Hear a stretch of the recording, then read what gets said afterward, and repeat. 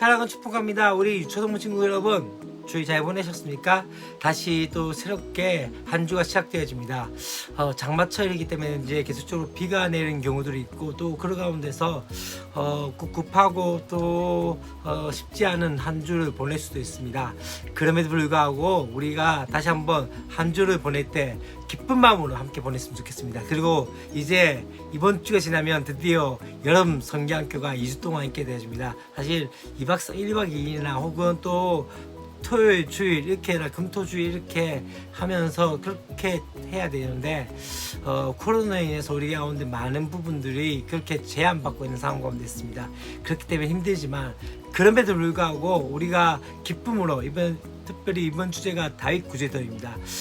우리가 역대하의 말씀들을 함께 우리 설계 때 말씀을 나눴는데, 그 말씀들 가운데서 그 첫 번째 이야기였던 다윗에 대한 이야기들을 우리가 하게 되어질 텐데, 다시 한번 우리가 그 말씀들을 생각해 가면서 저와 여러분 가운데 은혜 가운데 함께 나가는 그런 시간이 되었으면 좋겠습니다. 오늘 우리가 함께 볼 말씀은 예레미야 23장 23절부터 32절까지 말씀입니다.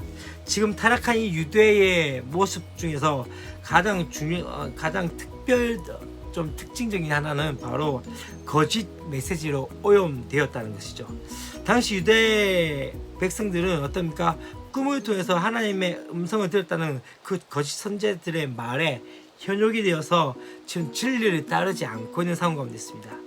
마치 이들은 하나님께서 보시지 않는 것처럼 행동하는 이 거짓 선자들 가운데 있었고, 예레미야는 이 일에 대해서 어떻게 합니까? 하나님께서 주목하고 계시다는 것들을 지금 경고하는 모습들을 보게 되십니다. 사실 귀에 거슬리는 말은 듣기 싫어하죠. 그렇지만 그 귀에 거슬리는 말들 중에서 우리의 영혼을 다시 한번 새롭게 하며 돌이키는 말들이 있다는 것을 기억하셔야 됩니다. 거짓 선지자들의 행위는 무엇입니까? 여호와의 이름, 하나님의 이름을 잊게 만들고, 또한 하나님의 말을 도둑질하고, 또 하나님의 백성들을 미혹하게 하고 있다는 것이죠. 이 모든 행위가 바로 무엇입니까? 하나님의 진노를 부르는 악한 행동이라는 것을 우리는 보아야 합니다.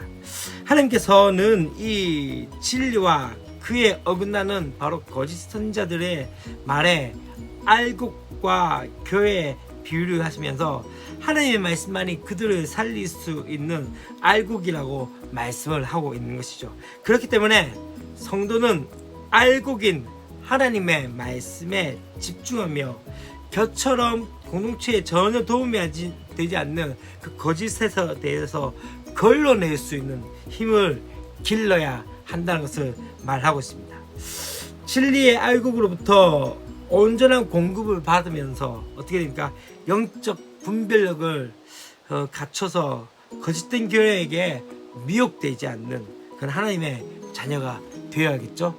여러분, 참 중요한 것 중에 하나는요, 하나님의 말씀이 우리 가운데 진리임에 대해서 믿는다면 그 말씀에 순종하며 순복하며 나가야 할 것이며, 우리에게 좋은 얘기, 우리에게 듣기 좋은 말에 그 가운데 나간 것보다 더 중요한 건 무엇입니까?